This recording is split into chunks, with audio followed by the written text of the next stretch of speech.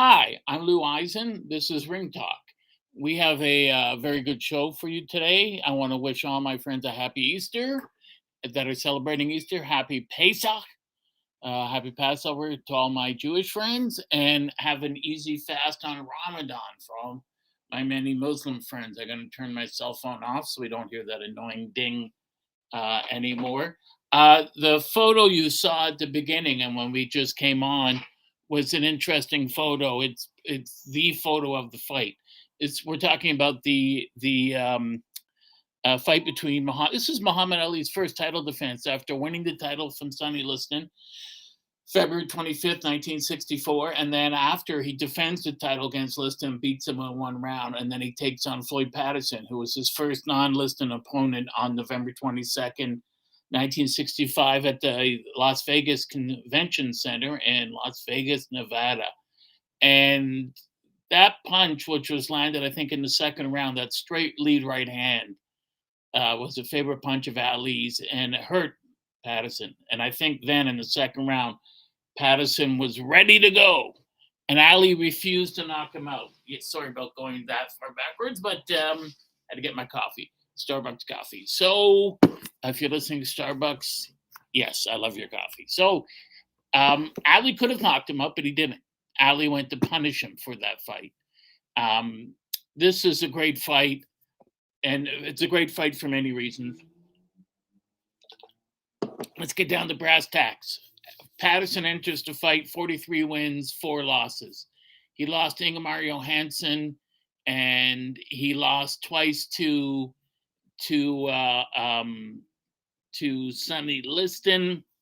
And I'm trying to think of the other loss on his record coming up then, but and to Ali at that time. Ali enters the fight 22-0, and it's an interesting fight. Ali didn't want to dislike Floyd Patterson. They became friends later, and Ali was complimentary to him. But you see, when they're in the center of the ring for referee Harold Krause, it was the 5-point must system. For Harold Krause, referee Harold Krause's instructions, Ali just kept saying, "Hey, white man's fighter, how you doing, white America? I'm going to whoop your ass. I'm going to punish you today. I'm going to humiliate you today. You're going to get a whooping today. You're going to beg me to knock you out. You're going to say, Ali, please knock me out." Patterson made the mistake of making it personal. He called him Clay. He said, "I'm going to bring the title back to America." And Ali said, "What do you mean back to America? I'm American. I was born and raised here. My family goes back 5, 6 generations here. Why are you doing this? Why are you doing the white man's bidding? You know, I'm a Muslim. You're a Christian. I don't insult your religion. I don't have anything bad to say about you. I respect you. I call you by your name. I changed my name. I legally changed it to Muhammad Ali. I have that right. People change their name, and you refusing to call me that." And he said, "If you don't think I'm an American, see who I pay taxes to. I'm an American. You know, I won a gold medal for the United States in the Olympics, same as you did, Floyd, and yet you won't give me that respect." Muhammad called Floyd Patterson the rabbit because he's scared like a rabbit. And there's a great video of him smiling at Patterson's training camp and Ali standing there. Ali had big hands compared to me and you, small hands compared to other heavyweights, but he had big hands, I think. And Ali's standing there and he's got carrots, celery, lettuce, and other stuff in his hands. And he said, "I'm nicknaming you. You are the rabbit." Ali was 6'3¾". Patterson was just 6 feet. And Ali said, "What makes you think you can whoop me?" And Patterson just goes like this: "You are the rabbit. So I want you to eat all these vegetables. I want you to keep training and be ready for our fight for when I whoop you. I don't want any excuses from you at all." And Patterson made the mistake of insisting on calling Ali Cassius Clay, and that was a sore spot with him later on, or at that time. Later on, Ali had an attitude change in which he didn't really care what people called him. He just ignored it. And years and years and years later, in the 80s, 90s, he would, Patterson would see him and say, "Hey, Clay," or "Hey, Cassius." And Ali just ignored it. But once in Vegas, Ali was there with his manager, Gene Kilroy. And this was in the 90s. And they were in a restaurant, and Patterson came in and said, "Hey, Cassius." And Gene Kilroy got up and said, "Just a second, Muhammad." And he put his arm around Floyd. "Come on, buddy. This isn't right. The man's been called Muhammad Ali. Everyone calls him Ali. Even Frazier calls him Muhammad Ali. Even Ernie Terrell now calls him Muhammad Ali. Everyone does. Don't do that. Come on. No more fighting between you two. You guys are friends now. You're compatriots. Give the man his due." And finally, Patterson said, I'm sorry, Muhammad," and called him that after. But this was a very, very turbulent, violent time. This is 65, right in the middle of the turbulent 60s, the most turbulent decade ever in the history of the United States, where there could have been a civil war. People talk now about how in the United States there could be a civil war. This was more violent. This was an unpopular war, the Vietnam War, and Ali was at the center of three different movements. He was at the center of the youth movement, the anti-Vietnam War movement, and the civil rights movement. So Patterson, it isn't that Patterson was against civil rights, certainly not. And it wasn't that he didn't suffer from racism, because he did. Patterson had a rough upbringing. He was born in North Carolina, moved to New York, and was a juvenile delinquent, and went to a school for delinquents, which changed his life around, and eventually became a boxer and was trained by the great Cus D'Amato. But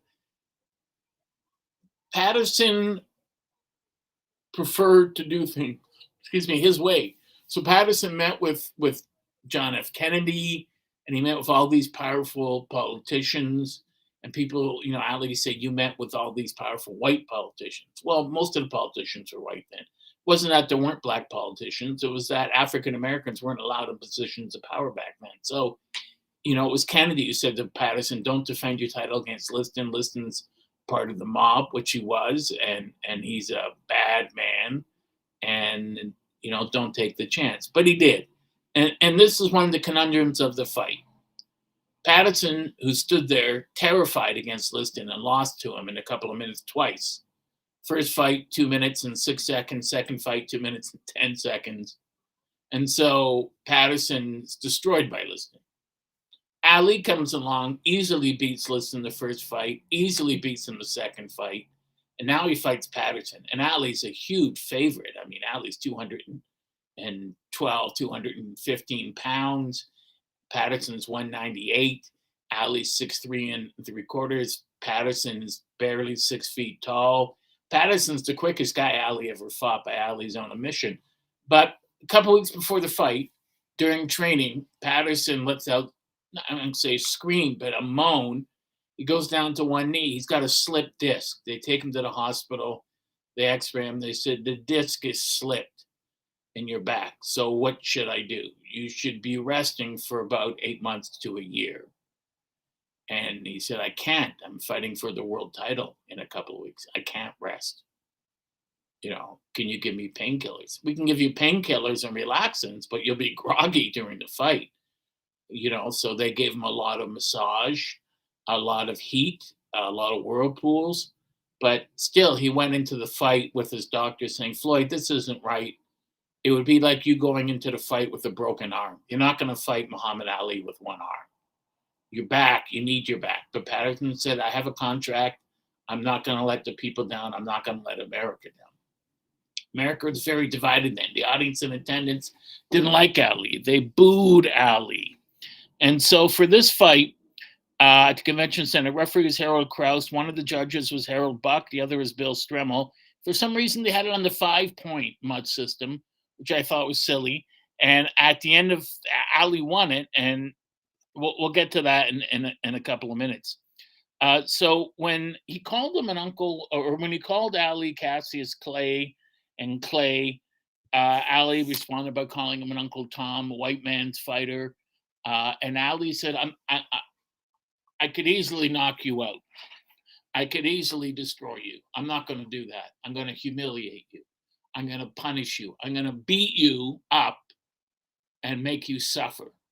And this was worse than knocking a man out, because there's been fights before, for instance, when Marciano fought Joe Louis, his hero.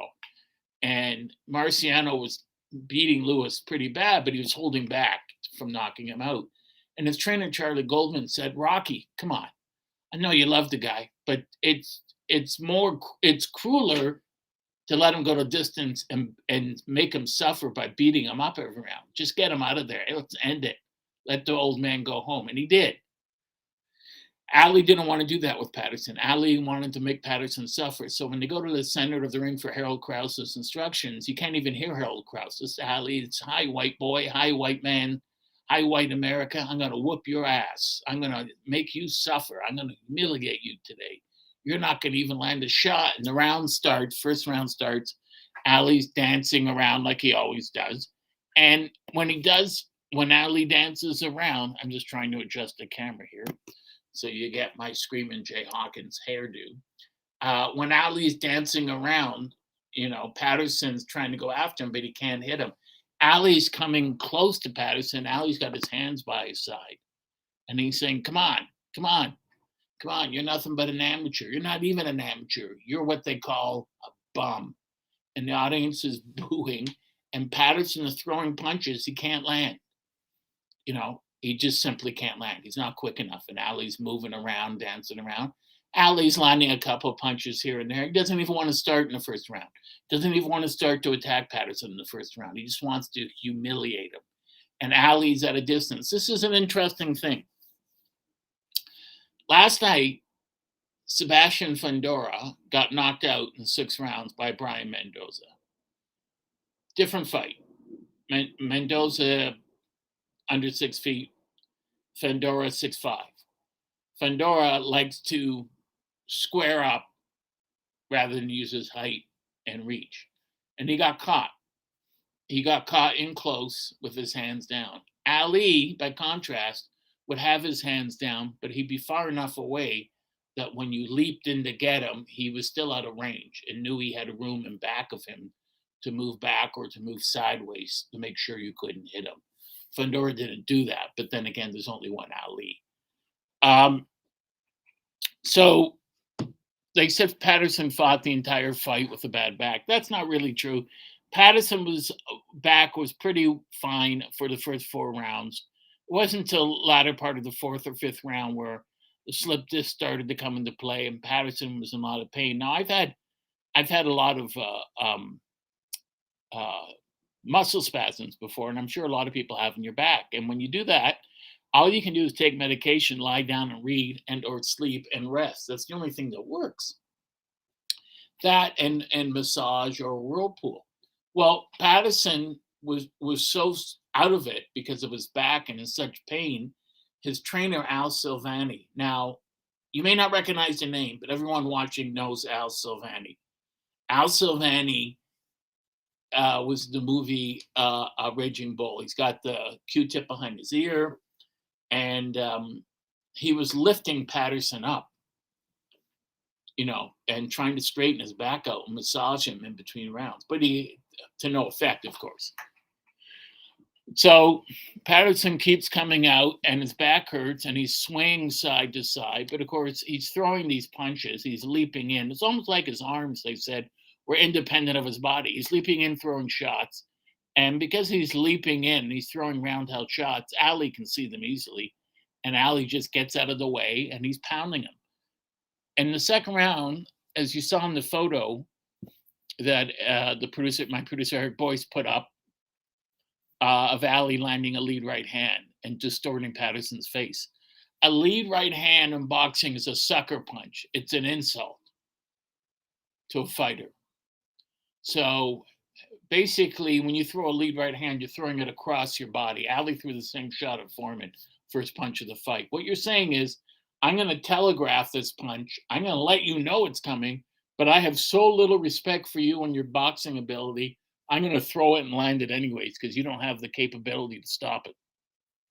And that's what he did. He was throwing lead right hands, but his speed was so quick and his power that he would rock Patterson with those shots. And then he'd fall up to the left, and then he'd hit Patterson 5, 6, 7 shots, and he'd back him up to the ropes, and he'd have a couple more shots, and Patterson's legs would wobble, and then Ali would back off. Ali would say, nope, I'm not knocking you out. Today you don't get knocked out. Today you get punished. And Joe Louis, after the fight, would say Ali showed that he's selfish and cruel. Well, I don't, it's hard to comment on that. Angelo Dundee, who was my mentor, kept yelling at Ali, Jesus Christ, Muhammad, pardon the expression, but that's what he said. Knock him out already. But Ali didn't want to knock Patterson out. He wanted to humiliate him for the way he'd been treated. Louis called him selfish and cruel. Ali and Louis were great fighters. It upset Ali that Louis wouldn't give him his due, because only a fighter as supremely brilliant as Joe Louis could recognize how truly great Ali was. And Ali called Joe Louis an Uncle Tom at times, which was completely untrue. Joe Louis had a progressive stammer. He didn't like to talk in public because people made fun of his stammer, so he decided to not talk. But Joe Louis fought for civil rights in the Army. He fought for civil rights in the 1960s. He just didn't march or do it the way Ali did by being outspoken. He worked behind the scenes to call people in government and at different government agencies to affect change. And there was a famous story about him and Sugar Ray Robinson were in the Army down south, and some lowly privates called Louis and Robinson the N-word. And Robinson was enraged. You know who this is? This is Joe Louis. This is God. And Robinson jumped on the guy and beat him up, and they got in trouble, and the general said, where do you N-words get off treating white soldiers like that? And Robinson was like, well, but he called Joe Louis's name. We were just standing there. We weren't doing, shut up, you N-word. And so Louis thought, when he loved Robinson, but he thought, getting into this physical fight on a Southern Army base in the 40s, this doesn't gain us anything. These people aren't going to listen. They don't care who started it or who's right. So Louis asked to be excused to make a phone call, and he called the guy he knew, Truman Gibson, a lawyer who worked for Franklin Roosevelt, the president, and it went through channels, and finally the general gets a call, and it's Franklin Roosevelt, the president, who dressed the general down. The 2 or 3 white soldiers who used the N-word against Louis and Robinson were dishonorably discharged. General was busted down a stripe. So Louis got his way, but he didn't physically attack or get in people's face. He worked behind the scenes to affect change. And Ali loved him. Ali truly loved him. He didn't speak well of him. And Joe Louis's son, who's a wonderful person, still upset about that. I mean, to me, there's nothing bad you could say about Joe Louis. So Ali's favorite picture was a picture of him you may have seen with Louis and Sugar Ray Robinson, because those were his heroes. I mean, Joe Louis, I'm getting emotional now. Joe Louis was the hero to the entire world. You couldn't know him or know of him and not absolutely love him. Anyways, Ali is pounding him, and he keeps saying to him, come on, American, come on, white American, come on, white America's fighter. And 3rd round, 4th round, and Ali's throwing 6, 7, 8 punch combinations. And because he's so angry at Patterson, he's telling him, here comes double jab, right hand, left hook after, right hand, double right hand. He's calling his punches, which he did against Liston. It's hard to explain how truly frustrating and devastating it is to be in against a guy who's so much better than you, and he's hitting you with 6, 7, 8 punches. And as he's doing it, he's telling you which punches are coming, so and you still can't hit it. Or excuse me, you still can't block them. When I said hit it, what I was referring to, of course, not of course, but there was one of the all-time, if not the greatest pitcher of all time, Greg Maddux, was talking about baseball players stealing signs. And he said, I'll tell you what, he actually said on the mound to a hitter, you don't have to steal signs. I'll tell you what pitch I'm throwing. It makes no difference if you know what's coming. You're still not going to hit it, because his control and his precision was so great, they couldn't hit it anyways. Ali would tell you what punch was coming if he was really upset with you, but it made no difference because you weren't going to stop the punch anyways. Speed negates power. Ali was too quick and too strong. And from rounds 1 to 3 and 3 to 5 and the sixth round, he had Patterson ready to go. And we've all seen fights where a guy gets hit and then he's staggered. I mean, last night the Fendoran fight when Mendoza hit him with that with the check left hook, and Fendora stood there and he stumbled, and then he came back and hit him with a right hand and another left hook. That first left hook, you thought it's not just that Fendora's going to go down. He's done. He's beat. And Ali had Patterson that way many times. And when he hit him with that shot and Patterson's legs buckled, and Ali could have landed 2 more hard shots and knocked him down or out, he wouldn't do it. He refused to. He stepped back and just put his hands by his side. And he just said, "No, I'm not going to knock you out. I'm going to make you suffer." And that was considered cruel. In a sense, it was, but Patterson brought that on himself. Patterson didn't have to make it personal. I mean, Angelo would say to him, "Come on, Floyd.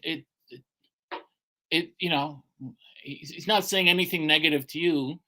Just call him by his name. I call him by his name. Why can't you do that?" And he wouldn't do it.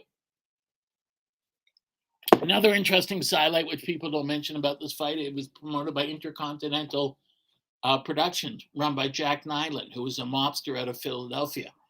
And in order to get the fights with Liston, Ali had to sign a contract with Liston's management. They were mobbed up.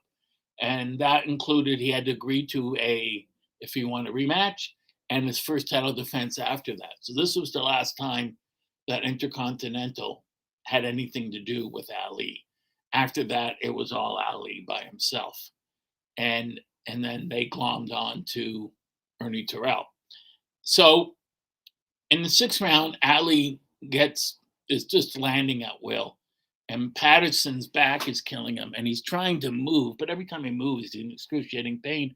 And he just takes a knee out of exhaustion. He's taken 6, 7, 8 shots in a row to the head, and he takes a knee. And the referee, Harold Krause, at that point said, this is a farce because this guy has virtually no chance.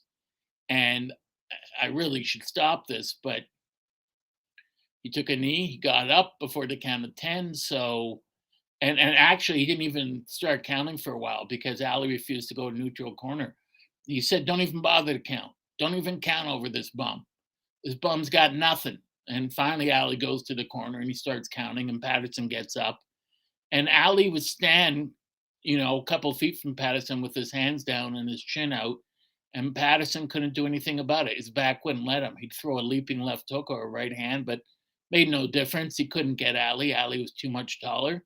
And Ali would hold that left hand of his like he used to do and pat Patterson on the head. He would just tap him on the head or hold it in his face to prevent him from coming in. And the audience was booing Ali vociferously. And after the fight, Ali said he was disappointed because he heard cheers. He didn't want to hear cheers. He wanted people to boo him. The more they boo, the harder I fight. The more they boo, the more of a beating Patterson was getting. So he did not want them to cheer. I mean, Ali was using their own hatred against them. So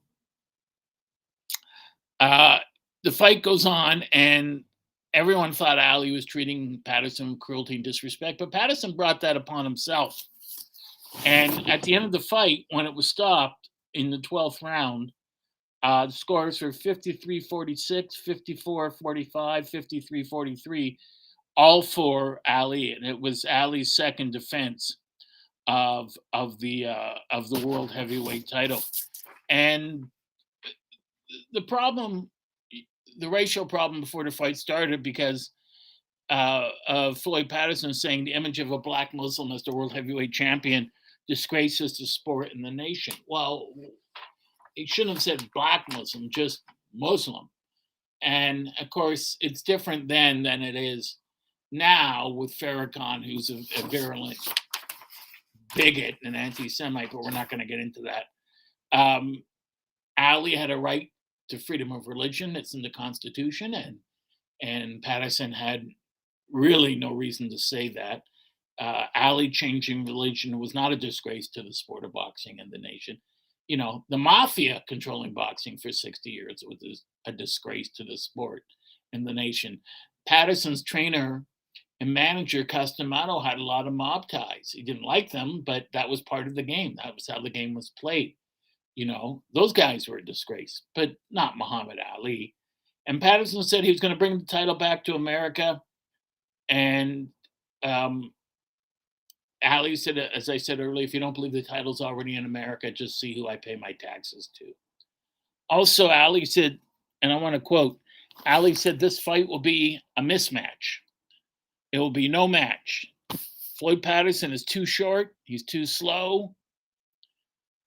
He don't have the reach. He can't take a punch. He don't hit hard, and he don't have the footwork. This will be a mismatch. This will be like an amateur fighting a good pro. I'll hit him at least 6 times to every miss he throws. And he did. Ali hit him 6 times, 10 times, 15 times to every time Patterson missed him.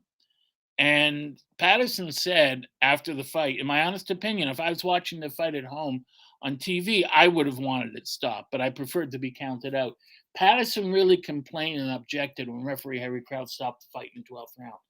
And he knew he was losing, and he knew he had no chance of winning, but he objected because he thought that a champion has to go out on his gum shield. A champion goes out by being knocked out. But he wasn't the champion at that time, although he was a 2-time former undisputed world heavyweight champion. So he wanted the honor, the right to be knocked out on his back and counted out. He didn't want it to be stopped. But the problem was his back was in such excruciating pain. He had to be helped from the ring, and it took him a long while of rest and rehabilitation to get his back straight. Everyone who's watching me now knows that if you have back spasms, you know how it's just you're not capable of moving. But that's what Patterson had because of the slip disc, and he just wasn't able to give it a good fight. Ali dominated every round. The audience booed. You could hear Angelo Dundee yelling, snake lick him, snake lick him. In other words, use the jab, use that jab, or yardstick him. People say use the stick, yardstick him. These are old, use the stick. These are old boxing terms going back well over 100 years. Ali would use the jab and just jab Patterson's head off and then come over with the right hand. And Patterson, because his back was frozen, there was nothing he could do. Guys could move. Last night I watched Bam Rodriguez fight Christian Gonzalez. I love Bam Rodriguez. Great fighter. And the way he was slipping punches by a 1/10 of an inch, the way the other guy would line his chin up and it would just miss him. That's what you're supposed to do. And then you counter. But Patterson, because his back wouldn't let him move, he would move and he'd be in such pain, he couldn't get out of the way of the punch. He knew he had to take it. People said, well, maybe Ali doesn't have a knockout punch. And as Angelo Dundee said to me, anyone that's over 6'3" and over 200 pounds got a knockout punch, even a woman.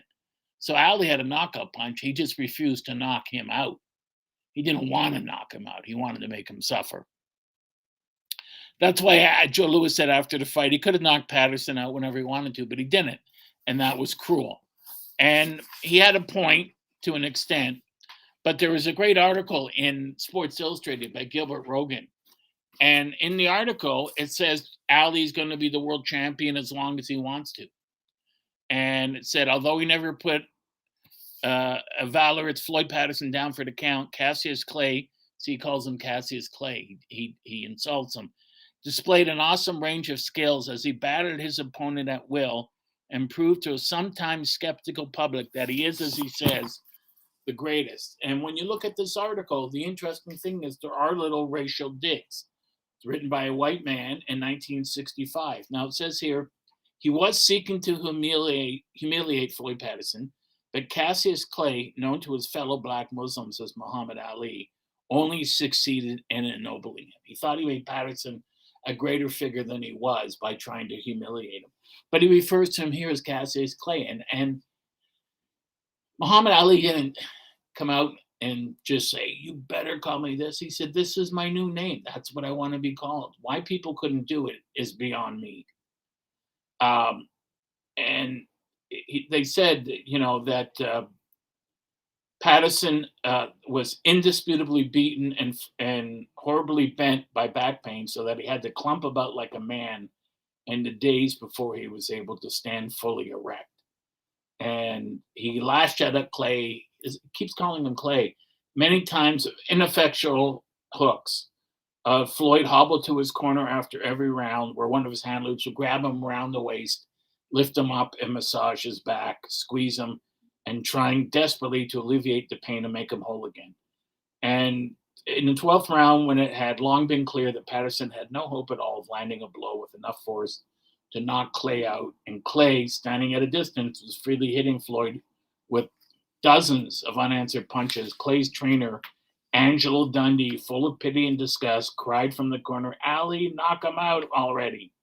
Coincidentally, Harry Krause compassionately signaled that the fight was over. Krause, in fact, wanted to stop it in the 11th.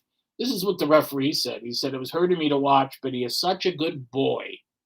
He called Patterson a boy, which is in itself racist, and has such a great heart, and I just couldn't do it.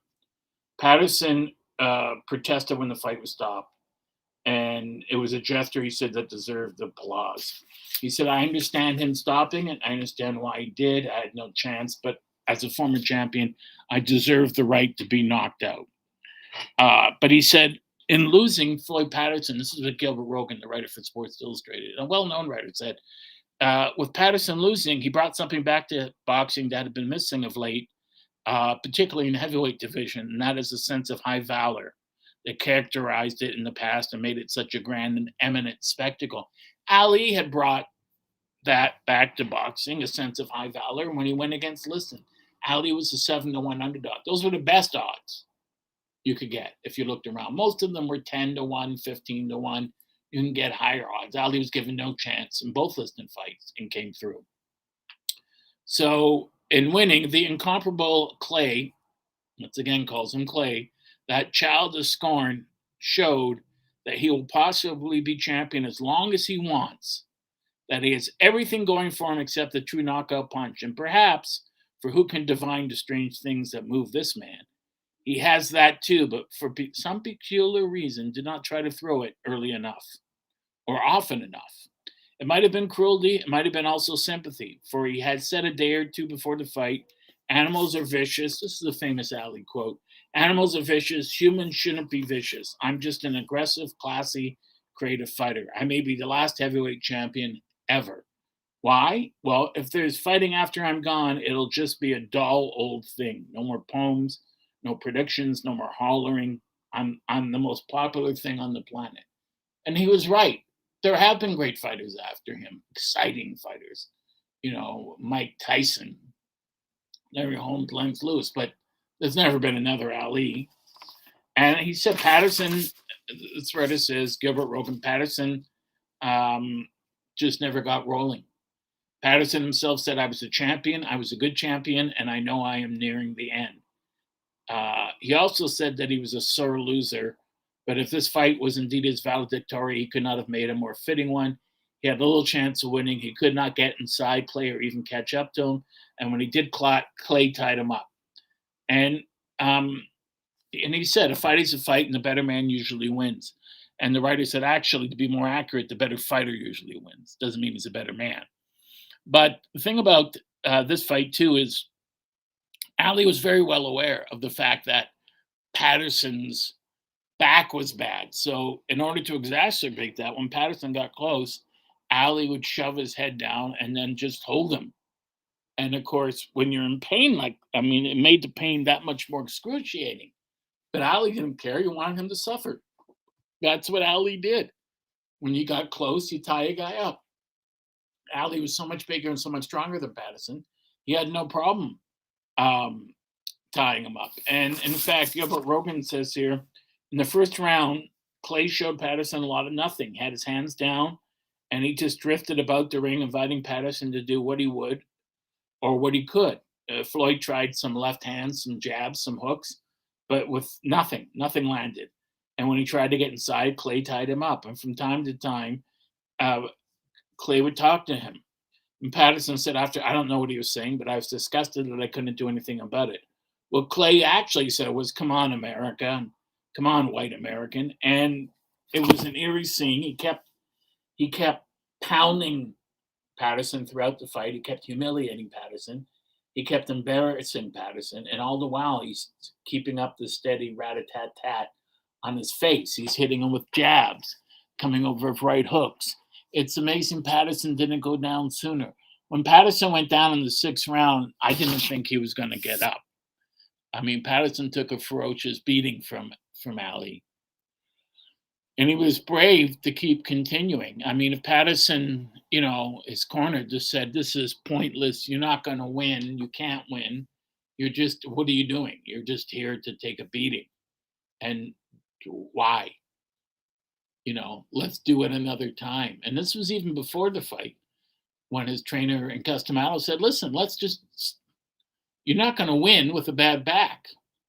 Let's postpone this." But he didn't. Ironically, the next fight Ali had was against George Chuvalo, who was not considered even remotely as skilled as Patterson, although I thought he beat Patterson in the previous year in a great fight. And when he beat Patterson, the fight, Patterson won the decision. It was in New York. Patterson was a former world champion. And it was a 12-round fight, and about 5 minutes later, Patterson collapsed from internal injuries. If it had gone 15 rounds, George would have won by knockout. But he fights George, and Ali's this huge favorite to knock George out, although George has not only never been knocked down, he's never been hurt. And of course, Chuvalo goes the distance with Ali and puts Ali in the hospital. So there's no telling one way or the other who's going to win in a fight based on what's happened in previous fights. Because based on what Ali did to Liston, he should have taken Patterson out in a couple rounds. And he fought him again, I think, in 72 and beat him by decision. So I give Patterson credit for going after Ali. He wanted to win the world title 3 times. But Ali at that point in 1965, no man in history could have beaten him. The only one that would have given him a great fight would have been Joe Louis on the night Louis fought Schmeling. I mean, that would have been the ultimate boxing match. Other than that, no one beats Ali in 1965 or 66 or 67. Patterson had a shot. He did his best. Patterson went on to become New York State boxing commissioner. Then he started to suffer from dementia. So he stepped down. Very polite man. I met him a couple of times. But when I met him, I thought he was already in the throes of dementia. He wasn't very, but who am I? I mean, just, hey, hi, and, but a very personable person, and everyone loved him. And, he did his best. But Ali, eventually, they made peace with Patterson, apologizing to him for calling him those names. And, Ali said, "I always liked you, Floyd. That's what upset me when you said that you were going to bring the title back to America. I'd never done anything wrong to you. I always liked you. I always complimented you." And Ali made a point after the fight when Cosell said, "So you hate Patterson?" "No, I don't hate. I don't hate him." And same after the Ernie Terrell fight. "No, I don't hate Ernie." He didn't hate. He just didn't like what they were doing. So he decided to teach them a lesson. And, as Angela Dundee would say, you don't want to give the other guy extra motivation to kick your ass. Guy's in there already to knock you out, to beat you. And now you're going to insult him to his face? I mean, that's just, you don't pick on a guy's religion or his family or his wife or his kids. That's the wrong thing to do. And that's exactly what Patterson did. And he paid a hell of a price for it. He took a whale of a beating. And he continued fighting after that for another 7 years. But after that fight, he was never the same. Ali took him apart methodically in each round and dished out a beating. Sure, Ali could have stopped it in any round, but he chose not to teach Patterson a lesson. And I think it was a lesson he chose to teach every other heavyweight that's waiting in line to fight him. Call me Cassius Clay at your own peril, at your own risk. Because if you do, you're going to end up just like Floyd Patterson ended up. Beaten, battered, bruised, bloodied, and vanquished. Thank you for watching Ring Talk. Hope you enjoy the rest of your weekend. Great Easter weekend. My name's Lou Eisen, and we'll see you again next Sunday at the same time. Take care. Bye-bye.